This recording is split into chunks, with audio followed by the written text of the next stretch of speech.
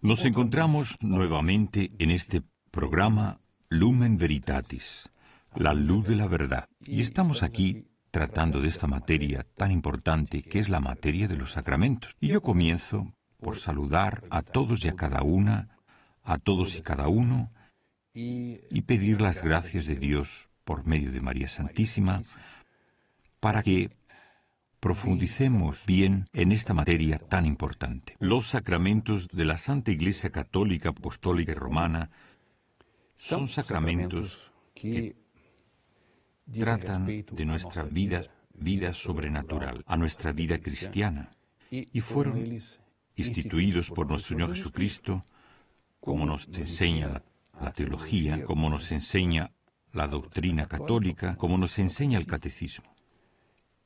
Y son 7. Bautismo, confirmación, Eucaristía, penitencia, unción de los enfermos, orden y matrimonio. Estos sacramentos alcanzan todas las etapas de nuestra vida, como dice nuestro catecismo, y ellos son los que nos dan la vida de la fe, como está dicho en el catecismo. Y ellos promueven nuestro crecimiento, nuestra curación e incluso nuestra misión. Y dice Santo Tomás que en esto existe cierta semejanza entre las etapas de la vida natural y las etapas de la vida sobrenatural, porque conforme podremos más adelante profundizar, el sacramento del bautismo, el sacramento de la confirmación, el sacramento de la Eucaristía nos dan una participación plena en la vida de nuestro Señor Jesucristo, una participación íntegra en la vida de nuestro Señor Jesucristo dentro del estado de prueba, evidentemente, pero es la vida del propio Dios que penetra en nosotros.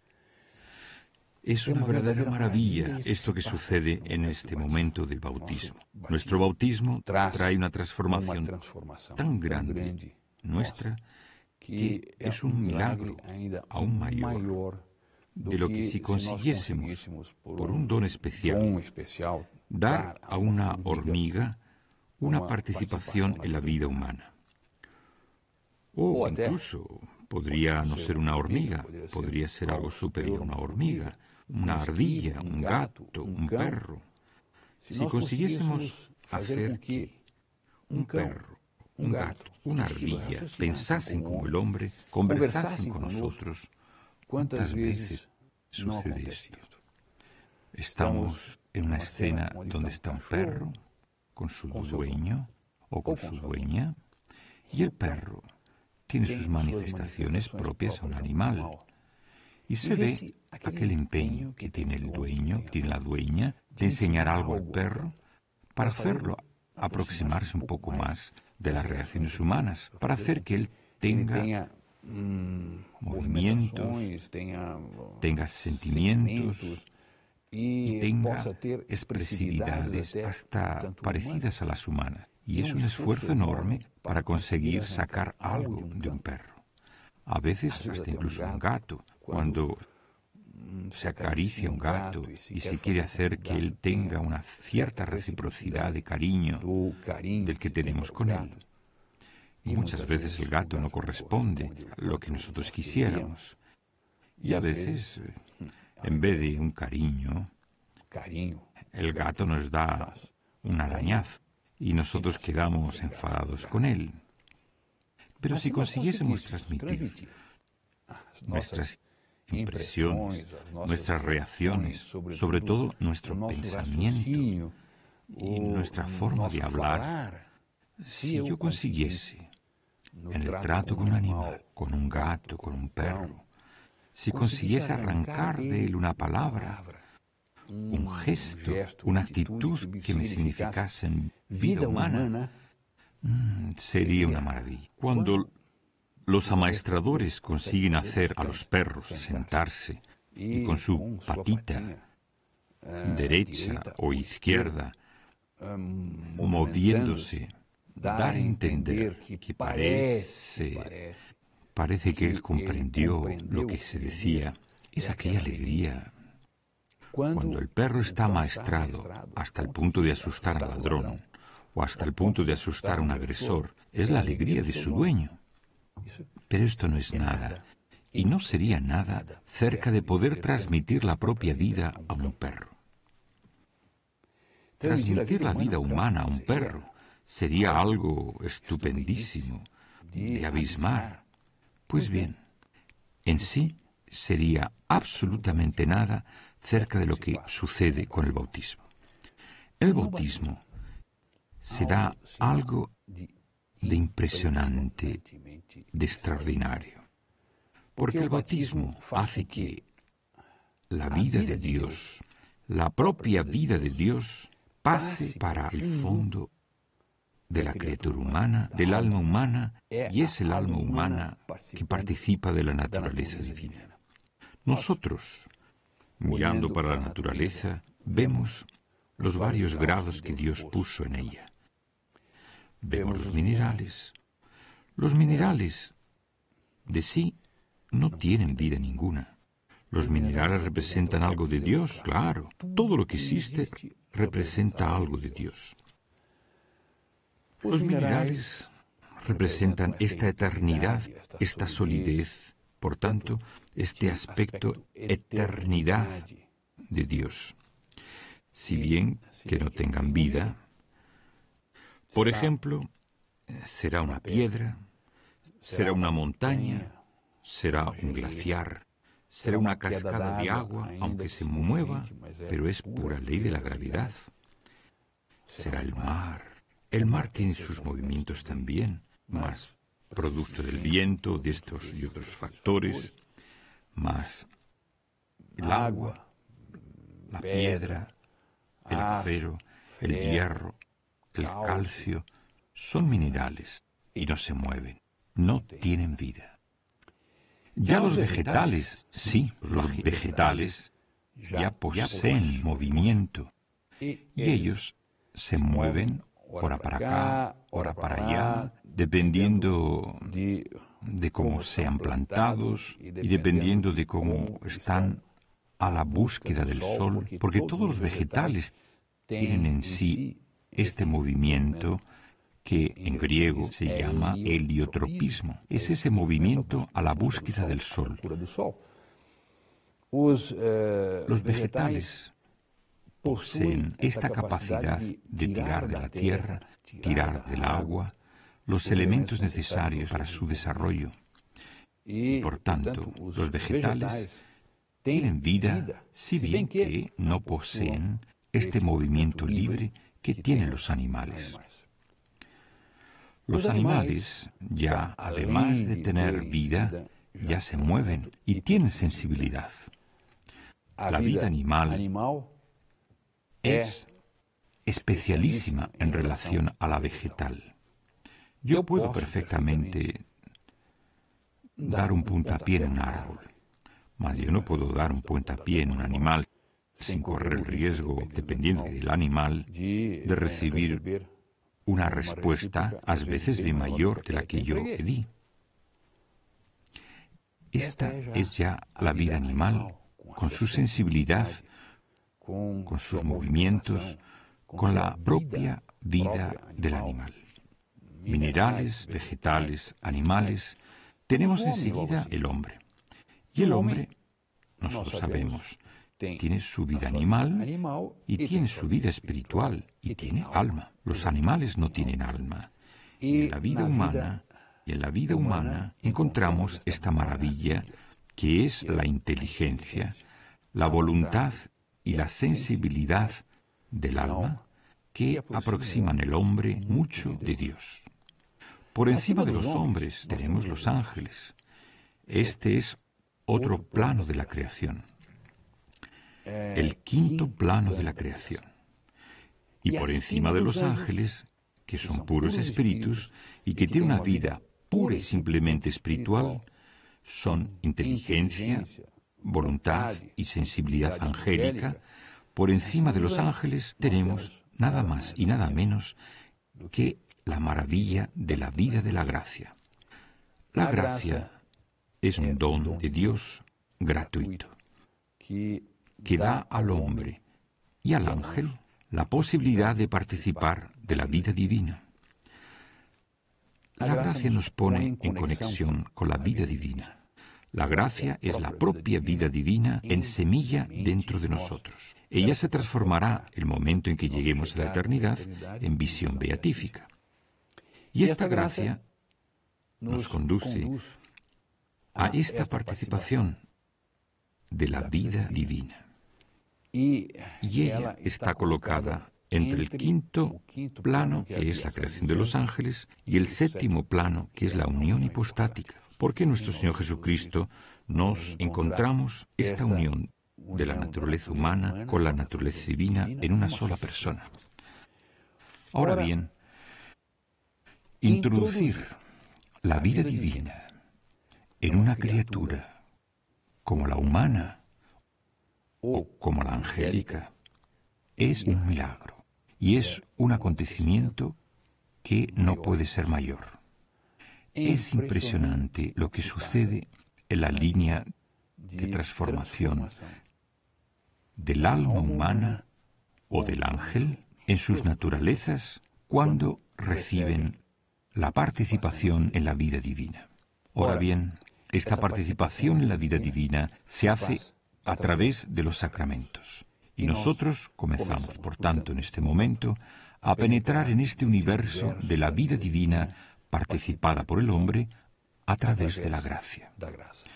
Santo Tomás dice que hay una cierta semejanza entre las etapas de la vida natural y las de la vida espiritual. Y nosotros vamos a entrar en la consideración del propio catecismo que nos dice, en una exposición metódica y muy bien resumida, muy profunda, a respecto de estos sacramentos, y siguiendo la analogía con el cuerpo humano. Según esta analogía, el catecismo va a tratar primero de los sacramentos de la iniciación cristiana, para después tratar de los sacramentos de la curación y finalmente de los sacramentos que están al servicio de la comunión y de la misión de los fieles. Los sacramentos de la iniciación cristiana son tres: bautismo, confirmación y Eucaristía. Con el bautismo es introducida la vida, con el crisma esta vida es fortalecida, robustecida, más enriquecida y preparada para el combate. Y con la Eucaristía es el alimento fundamental para dar sustancia a esta vida. Ya en los sacramentos de curación, como veremos más adelante, vamos a encontrar algo diferente. Es preciso tener en consideración cuánto toda esta maravilla es puesta en vasos de arcilla, vasos de barro, vasos fragilísimos que necesitan ser acompañadas con este, con aquel refuerzo, con este o aquel remiendo. Y el hombre, en esta vida terrible de prueba, a veces resbala, cae y es preciso ser atendido. Este es el sacramento de la penitencia. Pero llega el momento en que la vida se marcha. E incluso, por la figura de San Pablo, es el momento en que la semilla va a ser plantada y ella va a morir. Y sólo así es que va a desarrollarse en maravilla. Para que esta semilla sea bien preparada para su paso para la eternidad, es necesario que se enriquezca mucho en la hora de la muerte. Y ahí viene un sacramento de curación extraordinario, que es el sacramento de la unción de los enfermos. Mas El hombre recibe esta vida no solo para sí, él recibe esta vida para hacer bien a los otros. Y por esto tenemos otros dos sacramentos que son sacramentos de misión, sacramentos hechos para el beneficio de los otros. Antes de todo, el de orden, porque el sacramento del orden hace que el sacerdote, el ministro de Dios, sirva a los otros. Y es él aquel que va a unir el hombre a Dios y distribuir de Dios los beneficios para el hombre. Pero también el padre y la madre, la familia, los padres, ellos se unen con la finalidad de la educación de sus hijos, para la santificación de sus hijos. Y ellos precisan también de un sacramento, y este es el sacramento del matrimonio. Y aquí está una analogía perfecta entre la vida humana y la vida sobrenatural, colocada dentro del hombre por los sacramentos. Vamos a comenzar hoy por el bautismo. El bautismo es un sacramento muy importante, y él es el que abre las puertas para toda esta maravilla de la gracia que debe trabajar y vivir en nosotros y que nos hará participar de la vida divina. No es el más importante de los sacramentos, porque él no posee en su esencia el propio Dios, como es el sacramento de la Eucaristía, pero él es el sacramento más importante debajo del punto de vista de que abre las puertas para la vida divina en nosotros. El sacramento del bautismo es el frontispicio por el cual penetramos. Por él estamos penetrando nada más y nada menos que en la vida divina. Es la vida divina viviendo en nosotros. Vamos entonces a tomar el propio catecismo y vamos a analizar lo que nos es dicho aquí a respecto de los sacramentos de la iniciación cristiana: bautismo, confirmación y Eucaristía. Nos dice el catecismo: son lanzados los fundamentos de toda la vida cristiana a través de estos sacramentos. Y está dicho aquí: la participación en la naturaleza divina que los hombres reciben como don mediante la gracia de Cristo presenta cierta analogía con el origen, el desarrollo y la sustentación de la vida natural. Los fieles, de hecho, renacidos en el bautismo, son fortalecidos por el sacramento de la confirmación y después nutridos con el alimento de la vida eterna en la Eucaristía. Así, por efecto de estos sacramentos de la iniciación cristiana, están en condiciones de saborear cada vez más los tesoros de la vida divina y de progresar hasta alcanzar la perfección de la caridad.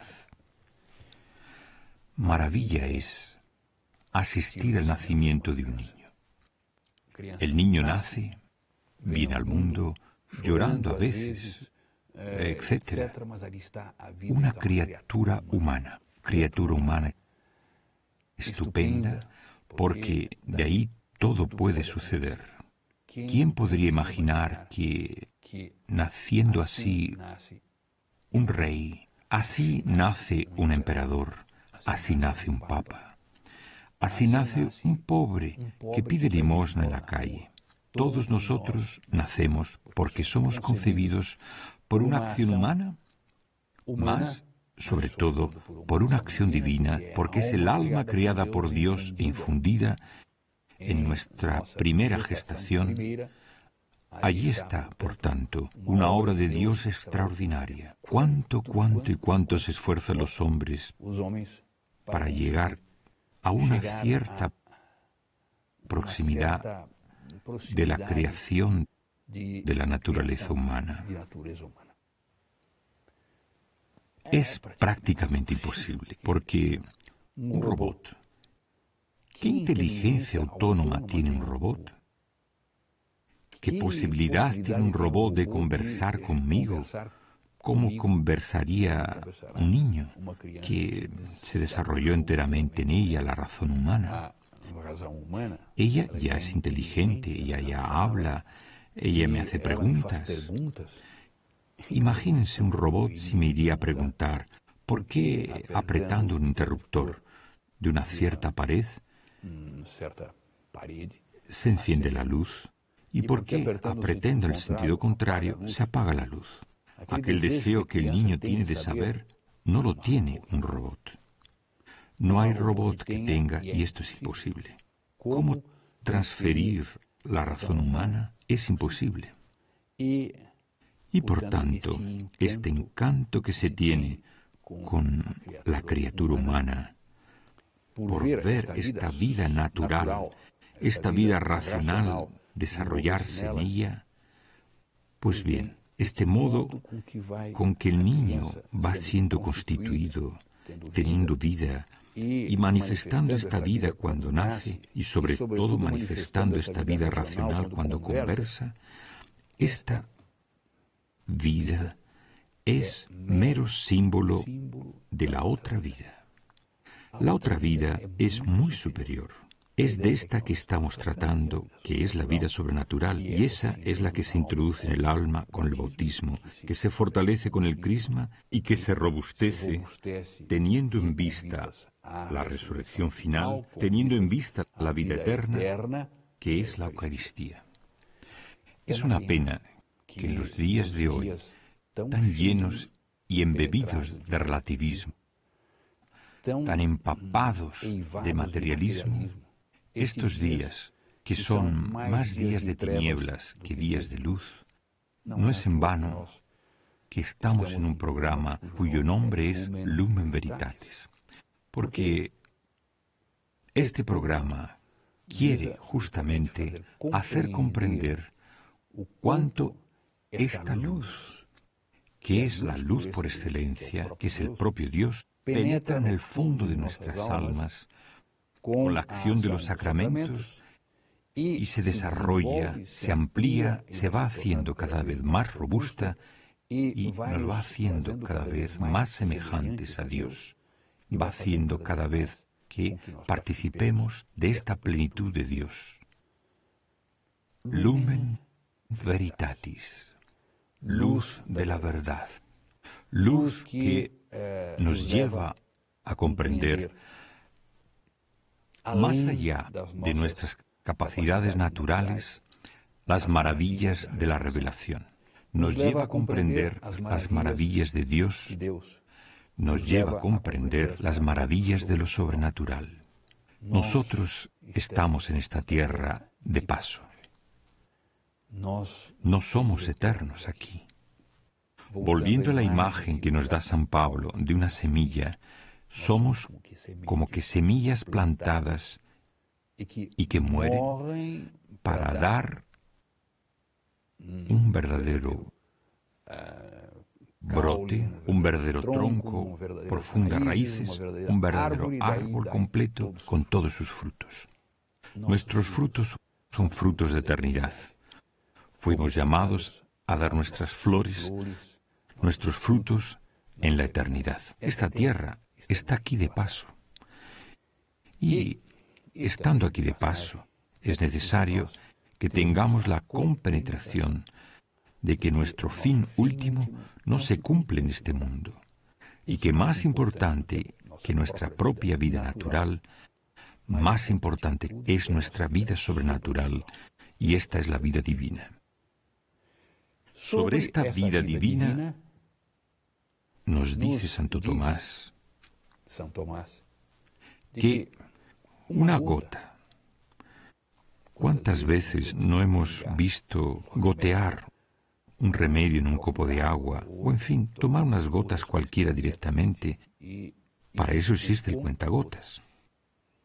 Colocamos el cuentagotas dentro del líquido, apretamos y después hacemos gotear 1, 2, 3, 10 gotas.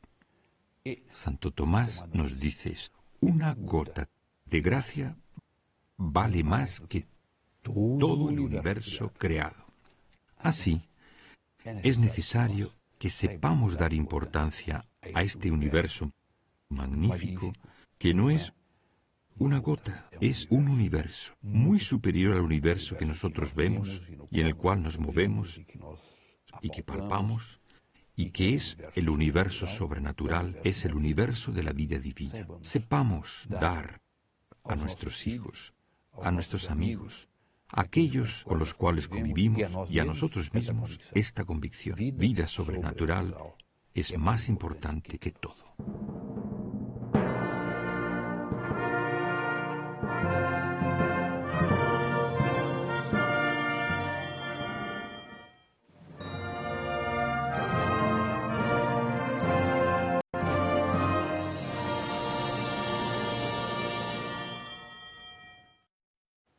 Retornemos a nuestro asunto, el bautismo. El catecismo continúa diciéndonos lo siguiente. El santo bautismo es el fundamento de toda la vida cristiana, la puerta de la vida en el Espíritu. Vite spiritualis janua. Puerta de la vida espiritual. Es la puerta que da acceso a los demás sacramentos. Es, por tanto, el sacramento que inicia nuestra vida divina. Digo nuestra porque, de hecho, a partir del momento en que Dios nos hace este beneficio extraordinario de introducir en nosotros su vida, esa vida pasa a ser nuestra. Y por eso es que nosotros somos llamados hijos de Dios, y de hecho lo somos, hijos de Dios. Somos hijos, pues, para ser hijo es preciso tener la misma naturaleza del Padre. Supongamos que un artista plástico, un gran escultor, tiene un hijo, un apuesto joven de sus 15, 16 años, un joven con un futuro brillante, inteligente, de los primeros alumnos en su curso. Él se destaca por su capacidad oratoria, por su presencia, una fisonomía agradable, un trato también súper elegante, noble, fino. Y el padre, gran escultor, quiere perpetuar la imagen de su hijo a los 16 años. Alguien diría, sáquele una foto. Si él es escultor, quiere hacer algo que sea más que una fotografía. La escultura plasma la imagen de una persona de modo mucho más durable que una foto, mucho más inclusive que un cuadro. Y él pide a su hijo que tenga paciencia. Hace sentar a su hijo y le explica, hijo mío, quiero esculpir una estatua tuya. Pero precisaría que tuvieses un comportamiento muy tranquilo. Y en este momento que te voy a tomar como modelo, por favor, ponte allí en pie, levanta tu mano así, la mano derecha así, la mano izquierda un poco más atrás. No cierre tanto las manos. Y va indicando a su hijo la posición exacta. Y el hijo obedece, porque es flexible, tiene un trato muy fácil. Admira mucho a su padre y entendió perfectamente, porque es inteligente, lo que su padre está queriendo. Y durante días y días el hijo vuelve a aquella postura. Y ya cansado, solo de pensar, voy a tener que volver, pero en determinado momento, mirando para ver cómo está quedando la estatua, queda encantado. Y en cierto momento, después de mucho trabajo, la imagen queda pronta. Terminada la estatua, el padre presenta la escultura al hijo y el hijo se reconoce en la estatua. Queda impresionadísimo cómo su padre consiguió sacar de él, hijo, aquella expresión artísticamente tan notable. El padre, un cierto día, pintando con cuidado la escultura, hace que ella se parezca incluso a las ropas con que el hijo está vestido. Y dice a su hijo, vamos a hacer un experimento, quédese aquí al lado y tome la postura de la estatua. Yo voy a hacer entrar una persona que no tiene idea de que esculpí esta imagen. Y vamos a ver si él reconoce lo que está escultura y lo que es la realidad. Y hace que la persona entre y dice, bien, usted está aquí ante una escultura y una realidad. ¿Cuál es la realidad y cuál es la imagen? La persona queda dudando, mira bien, fija la vista, observa y percibe que una respira y la otra no. Y él piensa, la imagen no respira, pues respirar es propio de la vida humana. Ve algunos imponderables de reflejos de la fisonomía que cambian. La estatua no cambia de fisonomía. Aquí hay vida humana, en la otra no hay vida humana. Y, sin dudar más, dice, este es el modelo real. Y esta es la figura que fue copiada, figura transferida a la piedra. Esto es piedra y esto es vida. Y el padre dice, Virgen María, ¿cómo lo descubrió? Y el otro le explica, esta imagen es obra, esta es imagen, es obra. El otro es hijo. ¿Qué es lo que diferencia entre el hijo y su imagen? Es simple. El hijo tiene la naturaleza de su padre, pues el padre, al concebir a su hijo, transmite su naturaleza humana a su hijo. Pero, al esculpir la estatua, por más artista que sea, y por más idéntica que sea la escultura a su hijo, no se puede decir, aquí está su hijo. No es su hijo, es una imagen de su hijo. Imagen del hijo, ¿por qué? Porque no está allí la misma vida de su padre. Si el padre consiguiese transferir su propia vida a la escultura, se podría decir, aquí está otro hijo, idéntico, son gemelos. Serían gemelos, ¿por qué? Porque él habría conseguido transferir su vida a la escultura. Ahora bien, en tanto nosotros no recibimos la vida divina, somos obra, somos criatura. Criatura es verdad, salida de manos de nuestros padres, salida de las manos de Dios. Nuestros padres colaboraron para que yo, en cuanto pura criatura, naciese, me desarrollase, pero mientras no reciba el bautismo, no puedo llamarme hijo de Dios. Porque para ser hijo de Dios es necesario que Dios me transfiera su naturaleza y me haga participar de su naturaleza. Entonces sí, seré hijo de Dios. Por lo tanto, esta es una consideración que deberíamos tener siempre presente. Deberíamos bautizar a nuestros hijos con todo cuidado, con todo cariño, y también deberíamos evangelizar, hacer apostolado, para explicar a las personas la enorme ventaja de hacer que una pura criatura pase a ser hijo de Dios. Y es a través del bautismo que esta participación de la naturaleza divina se lleva a cabo. Por eso nos dice el catecismo.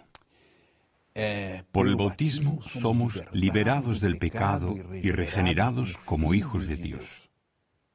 Nos tornamos miembros de Cristo, somos incorporados a la Iglesia y nos tornamos participantes de su misión. Esto es extraído del Concilio de Florencia. Y lo que viene ahora también, el bautismo es el sacramento de regeneración por el agua en la palabra. Vemos entonces que el bautismo nos hace salir de la condición de mera criatura y penetrar en esta vida divina y participar de esta vida. Por lo tanto, además de pura criatura, pasaremos a ser hijos de Dios, sin perder nuestra naturaleza humana, porque continuamos con nuestra naturaleza humana, pasamos a participar de la naturaleza divina. ¿Y qué nos hace entrar ¿Y quién nos hace atravesar esta puerta magnífica? Puerta que nos introduce en la vida divina, el bautismo. Nos dice el catecismo que bautismo viene de una palabra griega, baptizeil, que quiere decir sumergir, inmersión. Sumergirse en el agua simboliza el entierro de aquel que va a ser bautizado, que muere con Cristo y que con Él también resucita como nueva criatura. Y nosotros precisamos morir para el pecado.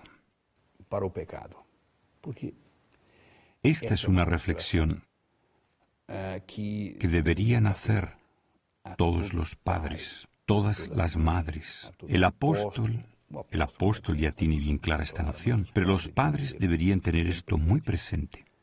Nosotros nacimos con todas las marcas, con los estigmas. No solo eso, nacimos con las marcas, los estigmas y las consecuencias del pecado original. Cuando nacemos en estado de ruptura con Dios. Dios no tiene con nosotros esta relación que tenía con nuestros primeros padres antes de haber pecado. Casi se podría decir que nosotros, al nacer, nacemos como criaturas rechazadas por Dios porque estamos en el pecado. Y el pecado nos lleva a asumir esta condición de rechazados por Dios. Dios rechaza el pecado, nos lo dice la Escritura, nos lo dice la doctrina católica, nos lo dice la moral católica. Dios no es compatible con el pecado. Y es en este pecado que nacimos. Es terrible esta situación. Terrible porque si comprendiésemos bien lo que significa ser rechazados por Dios, haríamos un esfuerzo enorme para convencer a las personas, de explicarles, de formar a las personas que no son bautizadas, formar a los padres para que no pierdan esta oportunidad única de dar a aquellos que no son bautizados la posibilidad de salir del estado de rechazados por Dios. Algunos llegan a usar una expresión fuerte, maldición. No la estoy utilizando aquí, pero es lo que dice nuestro Señor Jesucristo a los que estarán a su izquierda en el día del juicio, o a los que mueran en el pecado mortal, en estado de ruptura con Él. Apartaos de mí, malditos. Maldito es una expresión fortísima. Es el estado de rechazo. Ser rechazado por un inferior, por alguien a quien no damos ninguna importancia, puede ser que nos lastime, puede ser que nos cause algún malestar, puede ser, pero pasamos por alto. Pero cuando apreciamos mucho la amistad de alguien,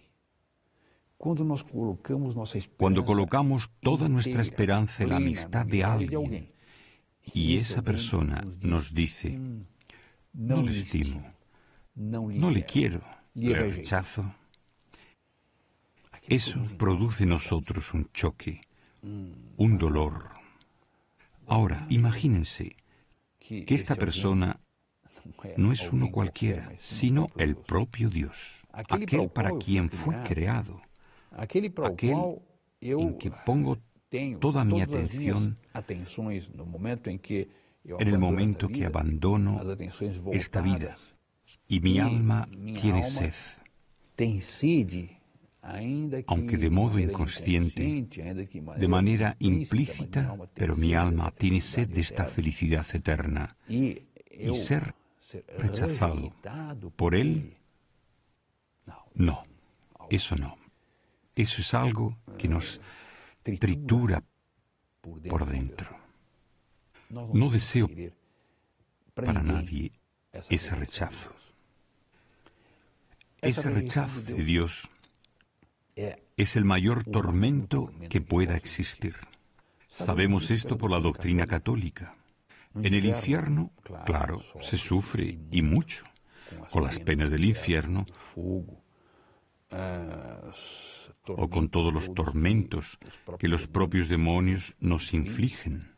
Pero el mayor tormento es lo que se llama pena de daño y consiste en este rechazo de Dios permanente.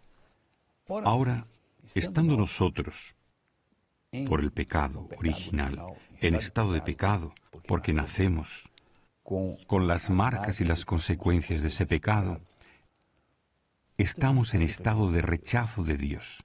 Y es el bautismo que saca de nosotros, como está dicho aquí, llamado también baño de la regeneración y de la renovación en el Espíritu. Él realiza, dice el Catecismo, este nacimiento a partir del agua y del Espíritu, sin el cual nadie puede entrar en el reino de Dios. Notemos bien esto. No es posible entrar en el reino de los cielos sin el bautismo. Tenemos las puertas del cielo cerradas para nosotros si no hemos sido regenerados por estas aguas. Esas aguas en el Espíritu quitan de nosotros ese rechazo de Dios y, por el contrario, introduce en nosotros la benevolencia de Dios. Con el bautismo nosotros recibimos un caudal de virtudes que son colocadas en nuestro interior, una serie de dones del Espíritu Santo. Tenemos en el bautismo la introducción de la vida del propio Dios en nuestro interior. Y toda señal de la maldición, toda señal del rechazo y toda aquella tremenda carga que puede ser que si nosotros morimos así, que sea un fardo eterno por encima de nosotros, todo eso es borrado. Y bien dice el Catecismo, este baño es llamado iluminación. Iluminación, porque aquellos que reciben esta enseñanza catequética son iluminados. Ya en la propia formación que se recibe, en la propia instrucción, en la propia catequesis que recibe quien será bautizado, poco a poco él va siendo iluminado en su interior por principios con los cuales no contaría jamás y que jamás descubriría. Él no llegaría a esta conclusión si no fuese por la revelación, por la instrucción, por la catequesis. Por sí mismo nunca llegaría a eso. Es preciso que haya una manifestación de Dios a través de la palabra, a través de la formación del catequista, y esto va produciendo en su interior una iluminación. Está dicho en el Catecismo que al recibir el bautismo, el Verbo, y aquí abre comillas porque es sacado de Efesios, la luz verdadera que ilumina a todo hombre. Esto está en San Juan, capítulo 1, versículo 9. La luz verdadera que ilumina a todo hombre. El bautizado, después de haber sido iluminado, se convierte en hijo de la luz y él mismo en luz. Esto está en Efesios, capítulo 5, versículo 8. Luz, lumen veritatis, luz de la verdad. Aquí está una noción más aproximada, más clara, del por qué este programa lleva este título. Luz de la verdad. Esa luz de la verdad penetra en nosotros con el bautismo. Esta es la luz de la verdad. Porque la inteligencia nos da un conocimiento de la naturaleza, un conocimiento racional.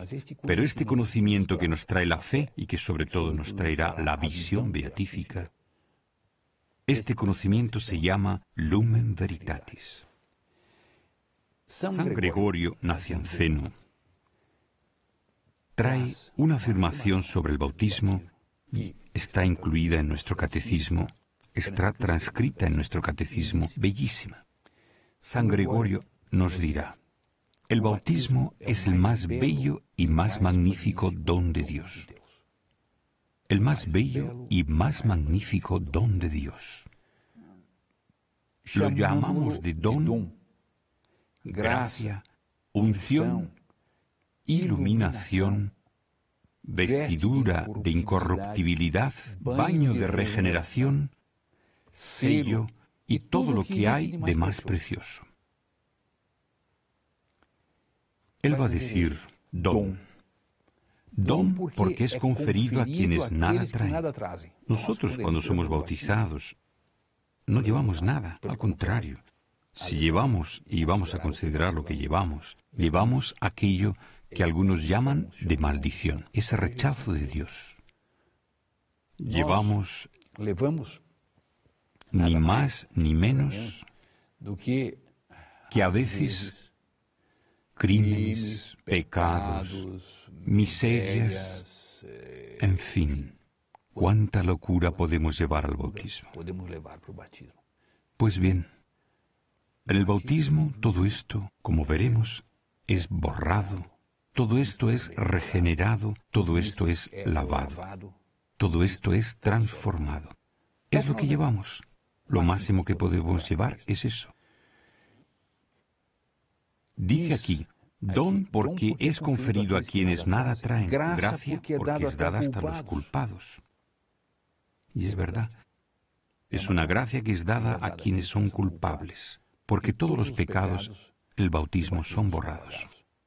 Bautismo porque el pecado es sepultado en el agua. Entonces todos nuestros pecados quedan lavados, sepultados en el agua. Unción porque es sagrado y regio. Tales son los que son ungidos. Y así, por lo tanto, como un rey es ungido, también en el bautismo se recibe esta unción y es regio por tanto. Iluminación, dice San Gregorio, porque es luz resplandeciente. Vestidura, porque cubre nuestra vergüenza. Toda nuestra vergüenza es cubierta. Baño, porque lava. Porque nos guarda y es la señal del señorío de Dios y por eso lleva el nombre de sello. Sello es un sello que Dios imprime en nosotros. Esta maravillosa definición de San Gregorio nos da una idea de la importancia de este sacramento y del por qué es llamado bautismo. Estamos considerando el nombre bautismo. Y aquí están los varios significados del nombre bautismo. ¿Cuántas veces tenemos frente a nosotros algo que es necesario limpiar?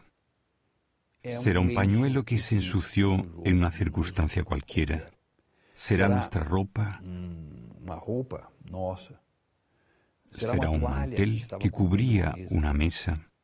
Será, por fin, a veces el propio piso que está manchado por estos o aquellos elementos. ¿Qué hacemos entonces? Lo lavamos. Tenemos una máquina de lavar, la tintorería, lavandería, en fin. ¿Qué hacemos? Colocamos en la máquina un buen jabón y limpiamos todo. Y después de bien lavado, extendemos, lo colocamos en el tendedero o si no en una secadora y después lo planchamos y aquello parece nuevo. Un pañuelo que fue bien lavado, bien planchado, da placer de verlo, después de todo el proceso de limpieza por el cual pasó. Pues así somos nosotros con el bautismo. Un mantel, una sábana, después de bien lavada y bien planchada, cuando hacemos la cama para reposar por la noche y vemos aquella sábana limpísima e incluso perfumada, da alegría entrar en aquellas sábanas limpias. Esa es la alegría que tiene Dios al entrar en nuestra alma después de lavada por las aguas del bautismo. Y yo entonces insisto a todos los que me escuchan, a las señoras, a los señores, a ti joven, Jovencito, jovencita, a vosotros, niños y niñas, presten atención. El bautismo es un don muy precioso de Dios. Sepamos dar al bautismo el valor que él merece.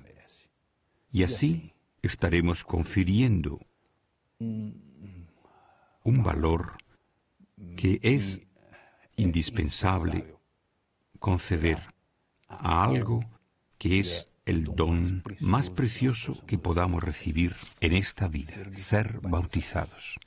Un bautizado es ni nada más ni nada menos que un hijo, una hija de Dios. En este momento me dirigiré a la iglesia para celebrar la Santa Misa. Ella es la renovación del sacrificio del Calvario y tiene los mismos méritos, si bien que sea un sacrificio incruento, de lo que sucedió en el Calvario. Y yo coloco las intenciones de todos y cada uno, de todas y de cada una, en esta Santa Misa. Formulen las intenciones que quieran y termino con una bendición. Que la bendición de Dios Todopoderoso, Padre, Hijo y Espíritu Santo, descienda sobre vosotros y permanezca para siempre. Amén.